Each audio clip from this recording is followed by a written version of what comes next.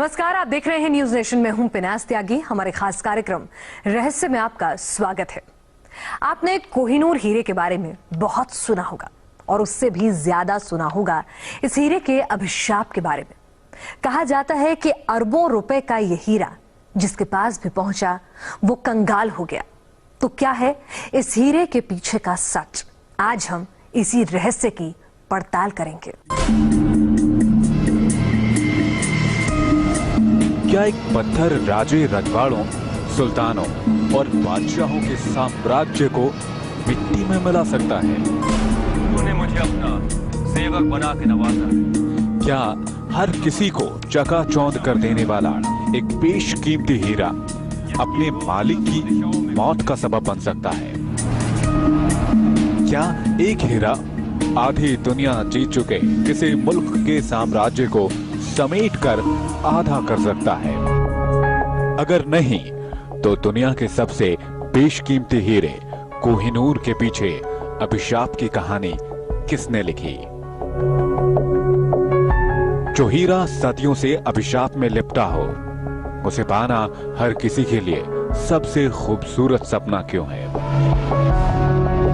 आखिर कोहिनूर के पीछे धोखा, तबाही और खून खराबे का इतिहास क्यों सफर करता है? आखिर 163 सालों से हीरे के मालिक इंग्लैंड के राजशाही परिवार को हीरा जड़े मुकुट से ऐतराज क्यों है? आखिर आज की तारीख में टावर ऑफ लंदन के म्यूजियम में रखे कोहिनूर हीरे की हकीकत क्या है? हमने इस राज की पड़ताल शुरू की देश की राजधानी दिल्ली से, जहां से कोहिनूर हीरा 2 बार गुजरा है।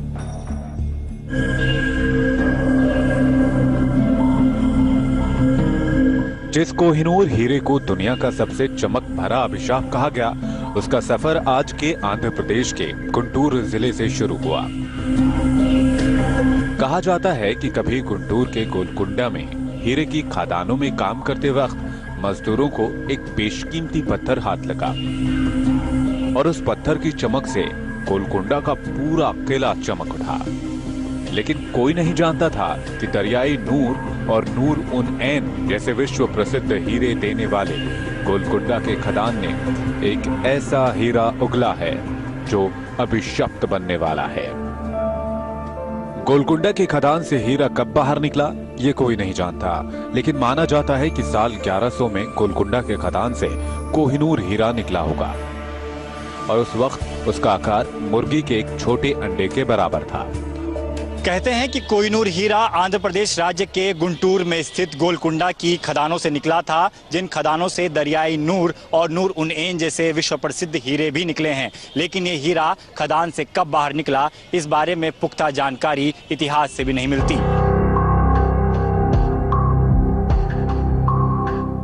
कोहिनूर हीरे का लिखित इतिहास शुरू हुआ साल 1924 में। बाबर के लिखे बाबरनामा के मुताबिक तब ये हीरा मालवा के किसी राजा के पास हुआ करता था और वहां से काकतीय राजवंश पहुंचा। जो राजवंश तेलंगाना के आसपास 250 सालों से राज कर रहा था, उस राजवंश का 17 साल के अंदर समूल नाश हो गया। 1323 में राजा प्रताप रुद्र पर दिल्ली के सुल्तान गयासुद्दीन तुगलक के बेटे ने हमला किया और उलुग खान ने काकतीय राजवंश का नामो निशान तक मिटा दिया। गोलकुंडा से निकला हीरा मालवा पहुंचा और मालवा से तेलंगाना पहुंचने के बाद इस पर लगा पहला दाग। काकतीय साम्राज्य के पतन के बाद यह हीरा 1325 से 1351 ईस्वी तक मोहम्मद बिन तुगलक के पास रहा और 16वीं शताब्दी के मध्य तक यह तुर्क सुल्तानों के पास रहा और सभी का अंत इतना बुरा हुआ जिसकी कल्पना भी नहीं की जा सकती थी। 105 कैरेट का ये बिल्कुल VS1 क्वालिटी का हीरा है। VS1 यानी वेरी स्लाइटली इंक्लूजन, एकदम क्लियर क्वालिटी का हीरा है ये और एकदम अपने आप में नायाब है। इतना बड़ा हीरा कहीं नहीं मिलता है। जिस बाबर के बाबरनामे में कोहिनूर का पहला जिक्र मिलता है, कहते हैं उस हीरे का पहला शिकार बना बाबर का बेटा हुमायूं। जिंदगी देश निकाले में गुजरी, लेकिन हीरे के अभिशाप का सफर यहीं खत्म नहीं हुआ। जिस शाहजहां ने मुमताज और कोहिनूर को एक बराबर चाहा था। मुमताज की याद में ताजमहल बनवाया और कोहिनूर हीरे को अपने मयूर सिंहासन में चढ़वाया। उसे बेटे औरंगजेब ने ही कैद कर लिया। बेगम मुमताज महल का इंतकाल हुआ और अपने इंतकाल में शाहजहां कोहिनूर हीरे से होकर ताजमहल को देखा करते थे। अगर साल 1100 में कोहिनूर हीरे ने राजे रजवाड़ों का रुख किया था तो 600 साल के अंदर ये गोलकुंडा से मालावा, मालावा से तेलंगाना, तेलंगाना से आगरा और फिर आगरा से दिल्ली तक आ पहुंचा। अब इसे इत्तेफाक कहें या कुछ और, कोहिनूर हीरे के पीछे आज के आंध्र प्रदेश से लेकर दिल्ली तक तबाही सफर करती रही और इसके बाद हीरा हिंदुस्तान छोड़कर बाहर निकल गया। सवाल उठता है कि क्या हीरे का हश्र सिर्फ हिंदुस्तान में ही खत्म हो गया, क्या नादिर शाह के साथ एक इतिहास और अभिशाप को हिंदुस्तान के बाहर का भी सफर करना था। कोहिनूर हीरे के भारत से बाहर जाने की कहानी भी बेहद दिलचस्प है। इतिहास कहता है कि अगर दिल्ली के लाल किले में पगड़ी की अदला बदली की रस्म ना निभाई गई होती तो दुनिया का ये बेशकीमती कोहिनूर हीरा आज भी हिंदुस्तान में ही मौजूद होता। कभी ईरान के खुरासान में लुटेरों का सरदार रहा और फिर विद्रोहियों का नायक बनने के बाद पर्सिया की गद्दी पर आ बैठा था नादिर शाह। उसी नादिर शाह ने जब 1739 में दिल्ली का रुख किया तो लाल किले का मयूर सिंहासन भी कांप उठा। दिल्ली में कोहिनूर हीरा जड़े मयूर सिंहासन पर रंगीला बादशाह मोहम्मद शाह बैठा करता था, लेकिन माली हालत ऐसी कि सेना को महीनों से वेतन तक नहीं मिला था। कहते हैं कि नादिर शाह की लुटेरों की फौज करनाल होते हुए दिल्ली में दाखिल हुई और करनाल से लेकर दिल्ली तक को लाशों से पाट दिया, बेइंतहा कत्लेआम किए गए। आखिर हारे हुए बादशाह ने अपनी सारी दौलत नादिर शाह के सामने फेंक दी और नादिर शाह उस दौलत के साथ साथ वो मयूर सिंहासन भी लूट ले गया जिसमें कोहिनूर हीरा जड़ा था। कई इतिहासकार कहते हैं कि दिल्ली के बादशाह ने भले ही तख्त खो दिया, आवाम खो दी, जवान खो दिए, लेकिन कोहिनूर हीरे को बचाने की हर मुमकिन कोशिश की थी। बादशाह ने नादिर शाह को सारी दौलत तो सौंप दी, लेकिन कोहिनूर हीरे को अपनी पगड़ी में छुपा लिया। नादिर शाह लूट का सामान लेकर लौटने की तैयारी में था, लेकिन हरम की एक दासी ने उसे कोहिनूर हीरे का राज बता दिया। इसके बाद नादिर शाह ने दिल्ली के बादशाह से पगड़ी की अदला बदली की शर्त रख दी। इतिहासकार मानते हैं कि बादशाह के पगड़ी खोलते ही हीरा धरती पर आ गिरा और नादिर शाह की जुबान से निकला कोहिनूर, रोशनी का पहाड़।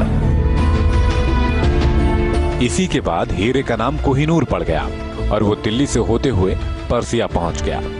इसी के साथ अभिशाप का इतिहास एक नए मुल्क की ओर मुड़ गया।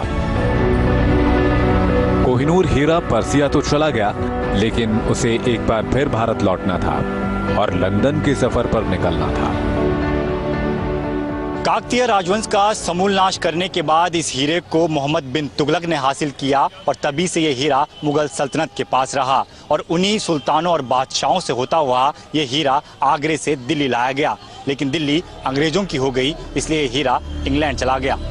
ऐसे इत्तेफाक कहें या कुछ और, नादिर शाह कोहिनूर हीरे को लेकर पर्सिया तो पहुंच गया, लेकिन 8 साल बाद उसी की बेरहमी से हत्या कर दी गई।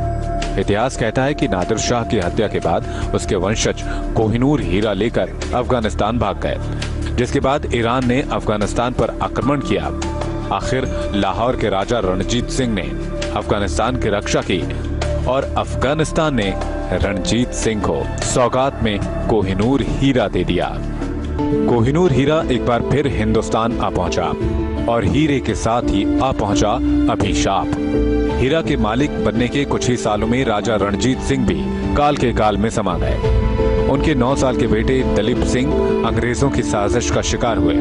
लॉर्ड डलहौजी ने लाहौर साम्राज्य को अंग्रेजी राज में मिला लिया और फिर कोहिनूर हीरा दूसरी बार सरहद पार के सफर पर निकलने को तैयार हो गया। एक ऐसा सफर जिसमें ताक ने भी साथ सफर किया और इत्तेफाक ने भी सफर किया।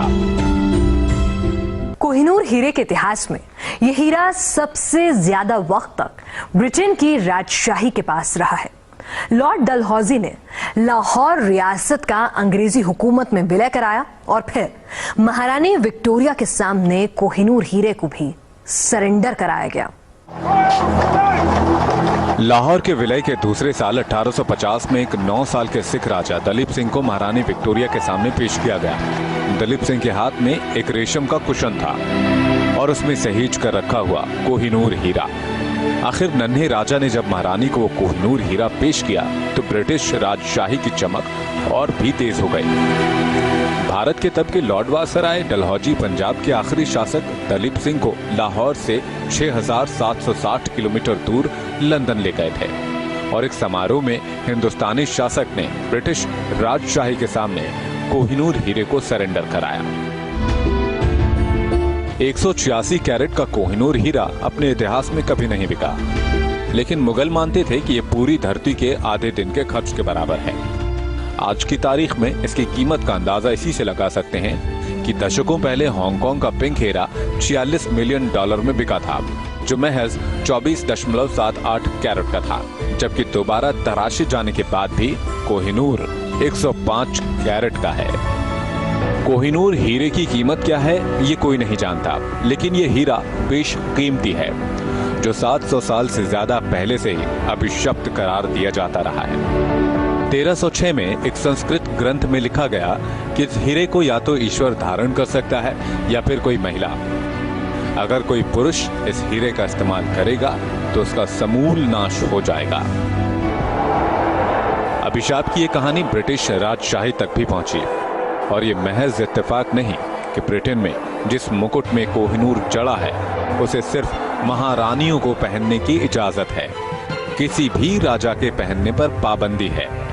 हालांकि इंग्लैंड पर इसका अभिशाप देखने वालों की भी कोई कमी नहीं है। कई सालों से ये हीरा महारानी जी के अगर सर का ताज है, तो इस मैं जहाँ तक हिस्ट्री को भी पढ़ पाई हूँ, ये समझ पाई हूँ, तो उसमें लिखा है कि महिलाओं के लिए श्रापित नहीं है। तो ऐसा क्या हो गया जिसने ये बताया कि ये श्राप है, तो उसने ये भी तो बताया होगा ना महिलाओं से सेफ क्यों है। हीरे के लंदन पहुंचने के 8 साल के अंदर अंग्रेजी हुकूमत ने गदर आंदोलन देखा और वक्त के साथ साथ अंग्रेजों की मजबूत जड़ें हिल ही गईं। पहले विश्व युद्ध तक आते आते अंग्रेज की आधी ताकत खो गई और दूसरे विश्व युद्ध में सुपर पावर का ताज इंग्लैंड से खिसक कर अमेरिका के पास जा पहुंचा। तो क्या वाकई कोहिनूर हीरा अभिशप्त है? क्या कोहिनूर हीरा न होता तो आज इंग्लैंड सुपर पावर होता? क्या कोहिनूर हीरे ने ही नादिर शाह को मारा या फिर हिंदुस्तान की रियासतों का समूल नाश कर दिया? अगर हाँ, तो उस काल्पनिक इतिहास को किसने देखा है? आखिर पत्थर, ग्रहों की चाल और इंसान का कैसा घालमेल है जो 700 सालों से बदस्तूर जारी है? आखिर रत्नों में कौन से रहस्य छिपे हुए हैं, ये भी आपको बताएंगे, लेकिन एक छोटे से ब्रेक के बाद आप बने रहिए न्यूज नेशन के साथ।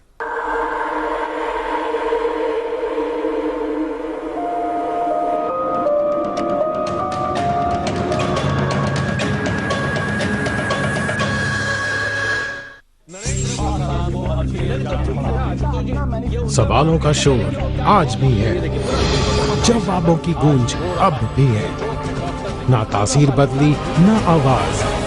क्वेश्चन आवर, तेवर वही, अंदाज नया, रात 9 बजे।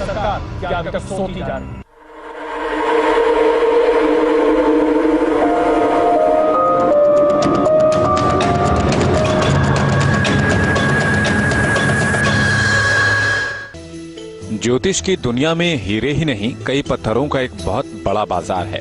हर पत्थर अलग अलग ग्रहों का प्रतीक माना जाता है, जिसे तराशने में मजदूर पसीना बहाते हैं। हीरे जवाहरातों का ये एक ऐसा बाजार है जिसमें आम इंसान का कोई दखल नहीं चलता। जिसकी कीमत कितनी होनी चाहिए, यह कीमत तय करने वाला तय करता है।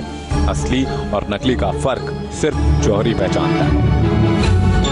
जिस दुनिया में पत्थरों से हस्ती मिट जाने की कहानी मिलती है, तकदीर संवर जाने की कहानी मिलती है, ये एक ऐसी दुनिया है जिसमें भविष्य का फैसला होता है और भविष्य के इस खेल का विज्ञान में कोई जगह नहीं। सारा खेल मनोविज्ञान का होता है।